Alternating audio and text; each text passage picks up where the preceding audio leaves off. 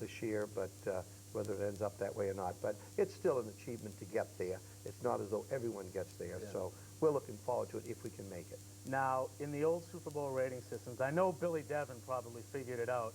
Would Brockton be one of the top 2 teams right now? Well, yeah, right at this particular point in time, and especially at the end of the year, I don't think Fitchburg is going to lose too many games. No. I don't think St. John's is going to lose too many games. Neither is Erie Prep. They've won since we played them. So there's no question whatsoever that we probably would have ended up 1, 2, or 3 anyway. But the system that they used to have, the rating, just doesn't exist anymore. Let's talk about Fitchburg. Almost a carbon copy of last year's game. A 7-0 victory last year. Almost a carbon copy. A defense coming up big whenever they had to. Right. It was a tremendous game for people who like defense. Yeah. And there was enough offense, but it wasn't a case of getting into the end zone. But I thought both teams exhibited a great offensive potential and did what each team had to do, but I thought defensively both teams played great football. And I really think for the purist, it was a day very well spent because great hitting. I thought both teams did certain things to counteract the other, both offensively and defensively, and I just thought it was a great football game, and we were fortunate to come out on top, but at the same time we worked hard to be on top. Now, for the first time this year, I said this during the game, I thought the referees did an exceptional job. I have to agree with you. I was on the visitor's side, and a couple of those penalties on Fitchburg, you've been in the stands, I've been in the stands. When you first look at it, you're gonna stand up and maybe curse the referee. But I have the advantage of slow motion replay. You have the advantage of film. These were very evident Very calls. legitimate calls. Now, I thought that the officials, they always say if a group of officials come on the field and leave the field and you never knew they were there, they did a good job. And basically that was it. You know, sometimes you get these guys that are a little bit arrogant and they start off with a chip on their shoulder. But that wasn't the case at all on Saturday. And I thought overall the workmanship of that crew was excellent. Very good. Now, we might be shooting the gun here, but looking at the rankings, Severian's #1, Brockton's #3. When you beat Severian this weekend, will Brockton or should they be #1?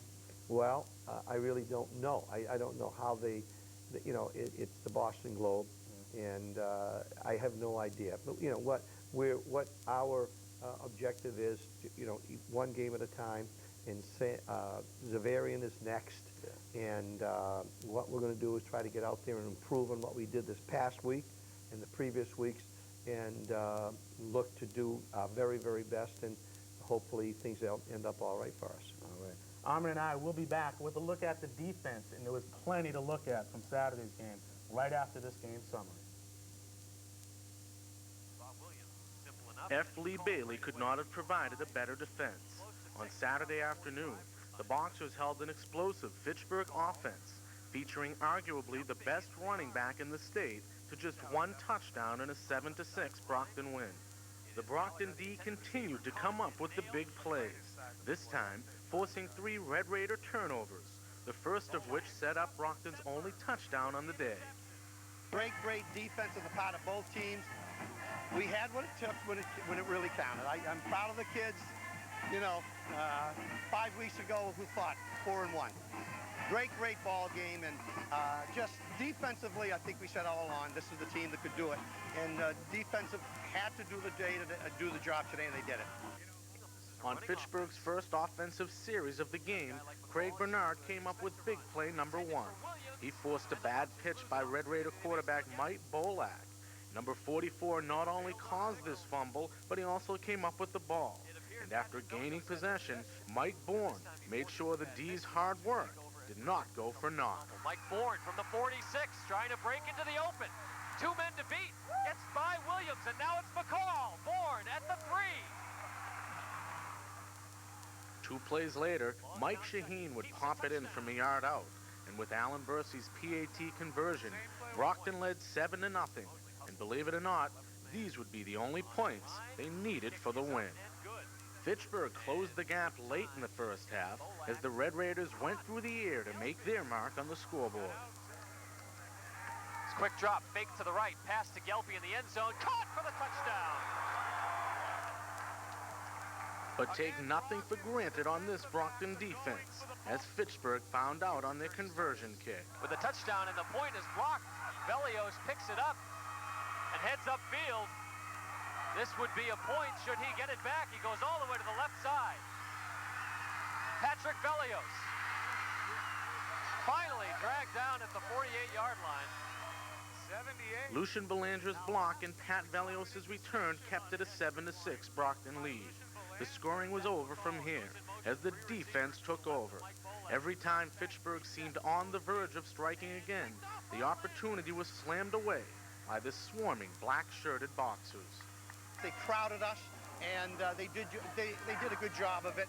Maybe we could have taken better advantage of it, but fact of the matter is 1 point, 30 points, 40 points doesn't make any difference, as long as you get the W. All right, I'm sitting here now with Al Davis. Just to win, baby, huh? Well, I mean, that's the name of the game. You've got to get on that winning side. And believe me when I tell you, a win of this type is actually more satisfying than a 40-0 win, really. All right, let's talk Zach McCall. 25 rushes, 118 yards. It's only a 4.7 average. Were you happy with this? Oh, yeah. He's a great football player. A cocky kid, and he lets everybody know it. Yeah. But he is a fine, fine athlete and a great running back.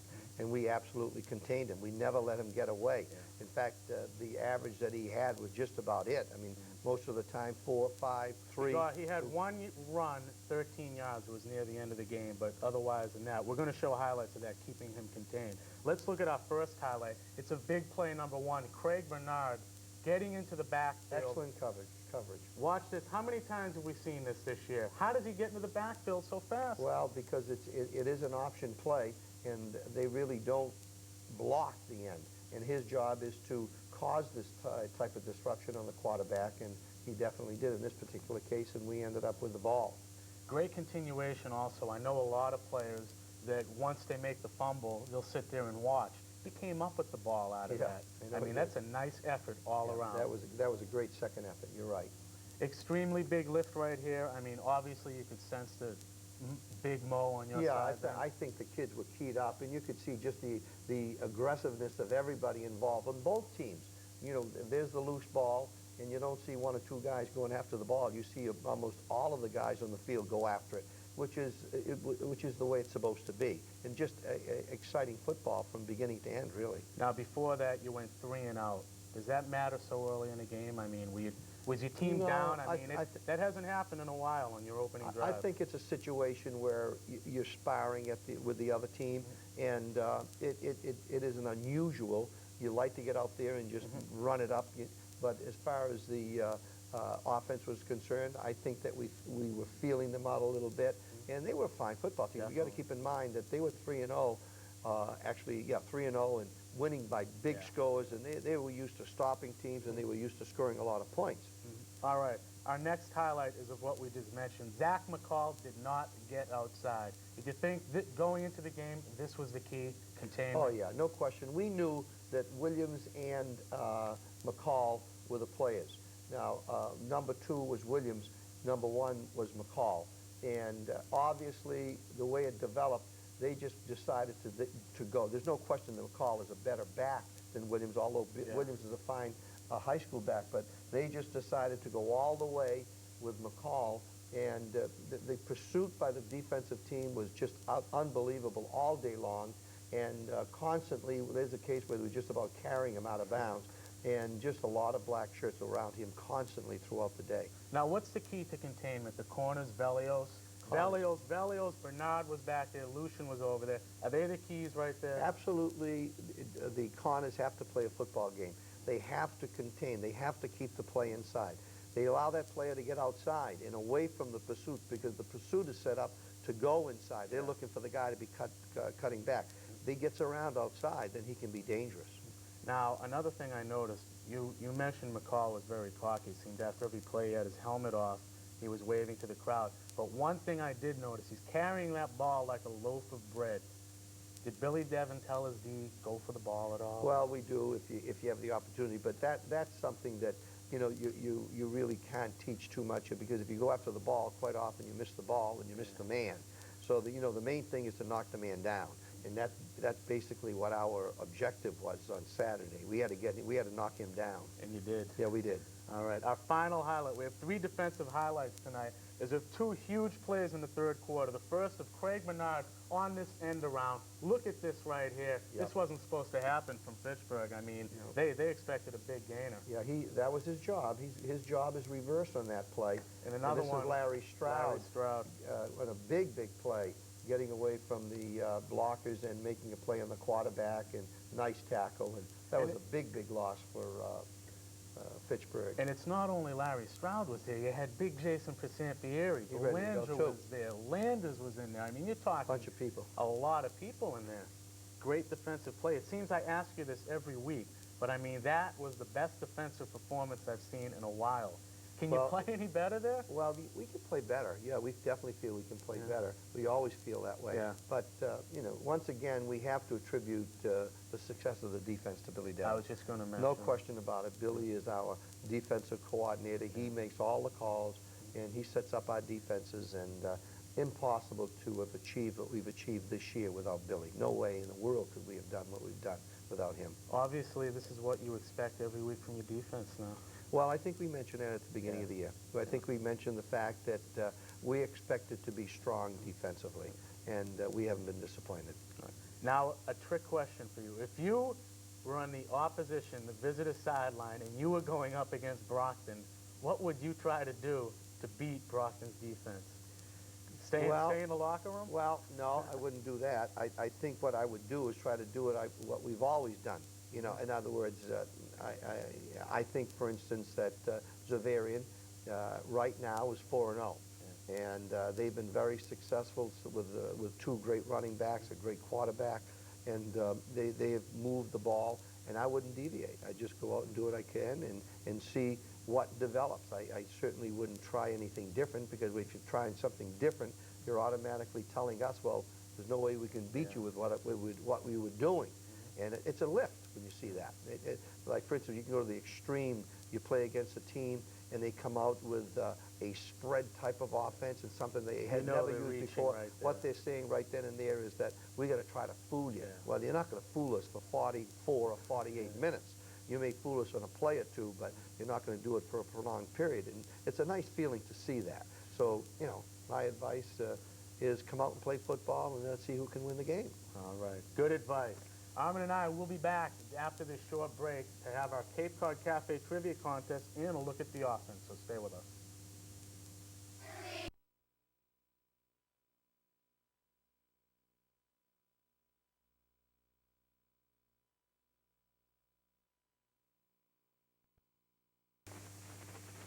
How we treat it says a lot about us.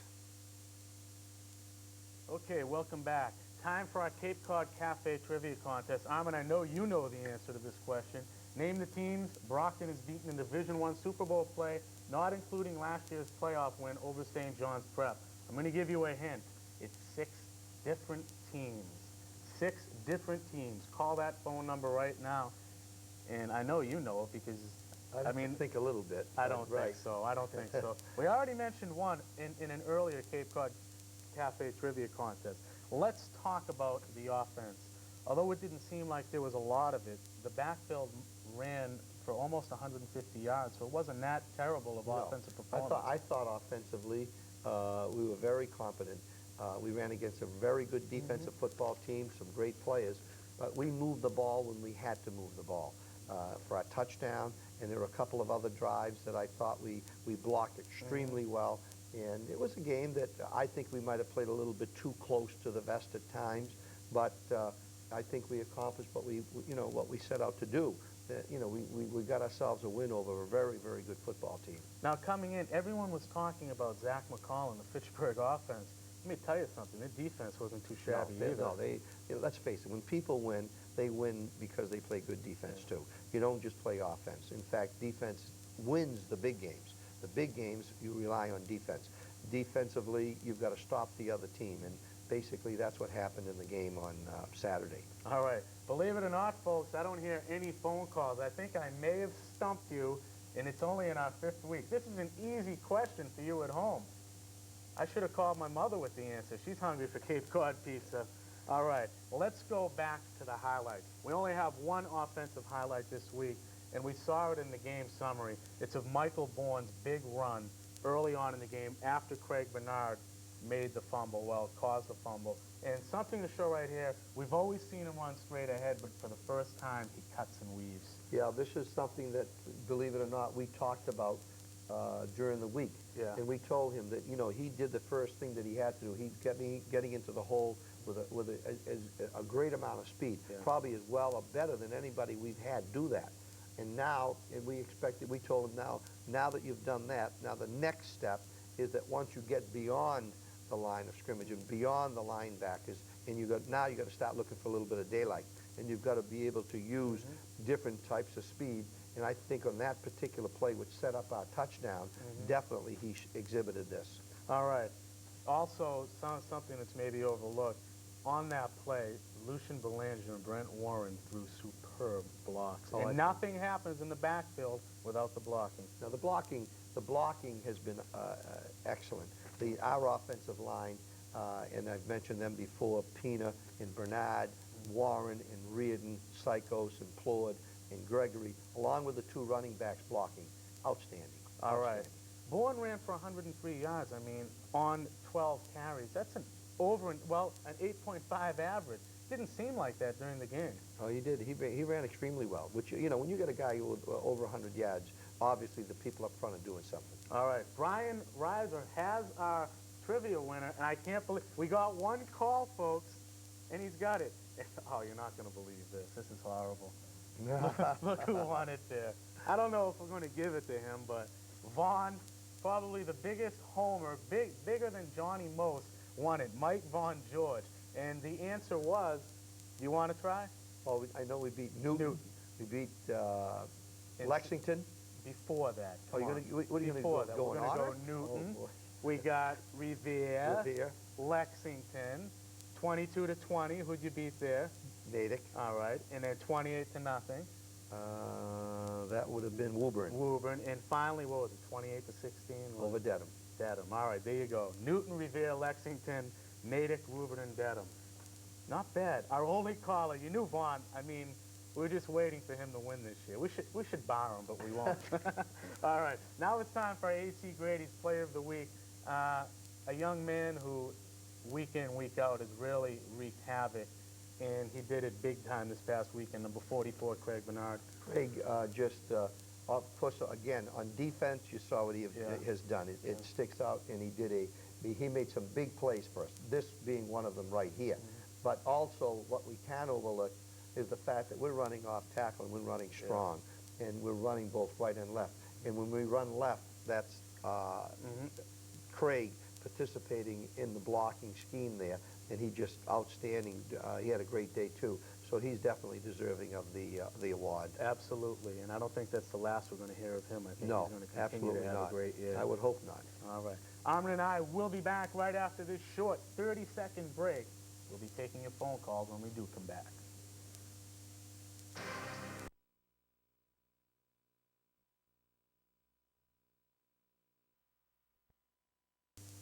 Welcome back. The phone lines are now open, 588-6988. Let's do what we always do at this time. Let's rate your team's performance. Well, the team that we played was a great football team. I would say that I would rate our team's performance as a 9. A 9. I'd give us a 9. It's been consistent. It has been consistent, and it's been consistently good because of the fact that we have played outstanding opposition. You know, even when you figure the Plymouth game was Plymouth, but still it was a game that we had to win, and the kids had to be up and had to be ready, and we won it outstandingly. And then after that, when you consider that we had Erie Prep, we had St. John's, and then we have Fitchburg, a tremendous demand on the team. And they rose to the occasion each and every time. So you have to give them at least a 9. The important thing is that we definitely can do better. They know that. We know that. In fact, we feel as though we have to do better this coming week. And again, it's a case where we have to be ready because we're playing another great football team that's undefeated. All right. Phone lines are open, as I just mentioned, 588-6988. We don't have a phone call yet, so let's talk about Severian. I know they have Camella, Hasselbeck, and Kennedy. They're strong in the skill positions. From what I hear, their line and all the other positions, maybe Brockton has a big-time advantage. Well, no, they have some good people. They're again, you know, if these guys are scoring touchdowns, someone's helping them. Yeah. And they get the headlines, but these other kids up front do the job. They're a fine football team. They're an established, very good football team. They've taken on the opposition and had no problems at all in any game that they've played. I'm convinced that we're going to have to play real good football. We're going to have to play better than we've played all year to make sure that we come out on the right end. All right. Now, this is where your schedule could come out in favor. You've played tough teams week in, week out. Severian hasn't played the cream of the crop. You think this will help? We hope so. You know, we have to hope that. There's no question that the level of opposition makes you better. You definitely have to rise to that. And I think that over the years, I think that's why Brockton has done as well as we have done, because we've always taken on the very, very best, whether it's in the state or out of the state. And there's no question that you reach a different level when you do that. So I think it's definitely conducive to better play. All right, we have our first caller of the night. Hello, caller. Yes, how are you, sir? All right, how are you? Fine. I wanted to tell you we have one of the best coaches, and I'm not from Brockton. I'm from Weymouth. And I watched him last year when he lost at 21-20. It wasn't him. It was a few mistakes on the team spot. But outside of this guy, the last one, Mohegan, there's one other good coach who was up in Duxbury. I'd like to see these two guys get together. It'd be one heck of a game. Maybe we'll do that someday. One heck of a coach. Okay, take care now. Nice talking with you. Nice talking to you. An out-of-town caller. You're very well known. A lot of people, I mean, let's be real, a lot of people don't like you because you're such a winner. I mean, seriously, I mean, you've been beat up in the press. You've been beat up by our own newspaper. I mean, Brockton wins. They see big scores. They don't realize that you took out the starters at halftime, and they still have it. Well, the important people that, you know, I've always said, it doesn't make much difference what out-of-towners or what people say. You know, the relationship that you have with your fellow coaches and with the players that you've coached.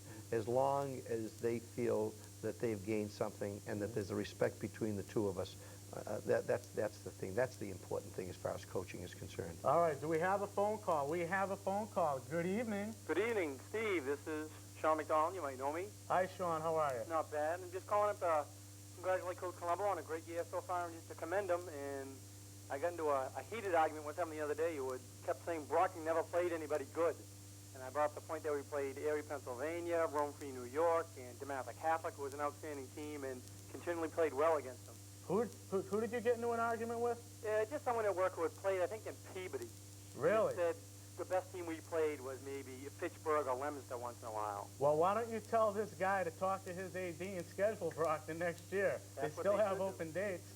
They should do, and I pointed out the countless number of great players we've had. Sure. Between Coleman, McMurtry, Rudy Harris, and Donnell Campbell. Absolutely. Well, I wish them good luck the rest of this year and hope that they win the Super Bowl. Thank you. Thank you very much. Thanks, Sean. Bye. All right, in the past, when you've played Severian, it seems it's always been tight the first half. Second half, I mean, I remember when Joe Camara was there, Rudy, first half was tough. Second half, you always seem to tough it out. Strength and size, maybe? That might have something to do with it. It might have something to do with wearing him down. You just don't know how things are going to go, but I think that's a good explanation of what's happened in the previous years. All right, we have another phone call. Hello. Hi, Coach Colombo. Hello. After the first game of the year, a lot of people are writing off Brockton this year. As what is going on the last few weeks here, it looks like Brockton's back on the top again. And I'd like to know if this is one of your most satisfying years coaching-wise, and if success can spoil a coach at some level. Well, I know I'm not spoiled, and I know that I love to win, and you never get enough of it. I think some people have mentioned that. They talk about the feeling of satisfaction. You always get a feeling of satisfaction when you're coaching, but I think people are underestimating the ability of a lot of the players in our team this year.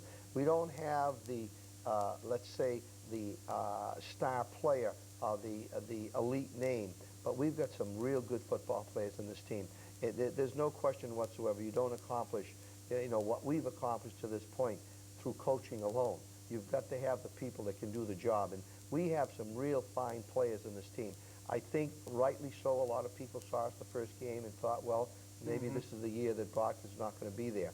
But we didn't play well that day, and maybe that was the fault of the coaches, because we have good kids, and we certainly have proven that these guys know how to play football just as well as any Brockton team in the past. All right, a half hour gone. Thank you for showing up. Okay, Steve. All right, until next week, we hope we'll be talking. In fact, I know Brockton's going to beat Severian. We'll be talking about the new #1 team next week, Brockton High School. See you later.